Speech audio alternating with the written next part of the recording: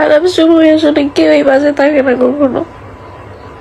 এখানে ওর ফ্যামিলির বিন্দে মাত্র দোষ নেই। ওর ফ্যামিলি আমার অনেক বেশি পছন্দ করতো, ওর ফ্যামিলি আমাকে চাইছে ওর ভাইয়ের বউ বানাইতে। আমার পাস্টে ছিল, আমার রিলেশনশিপ ছিল যেখানে আমি আরো 4-5 বছর আগে বাজেভাবে হেরাস হই। তোরা তো সবসময় ছিলি।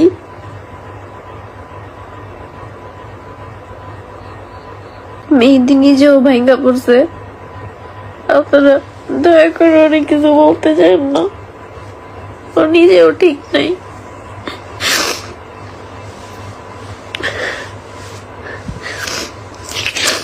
ফ্যামিলি প্রবলেম বলতে, যেহেতু আমাদের বিয়েটা ফ্যামিলি থেকেই ঠিক হয়েছিল, আমাদের দুই ফ্যামিলিতেই প্রবলেম না।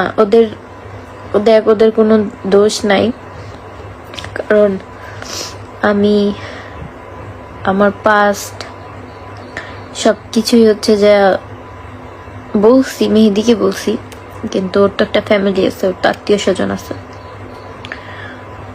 তো এখানে কিছু করার নেই।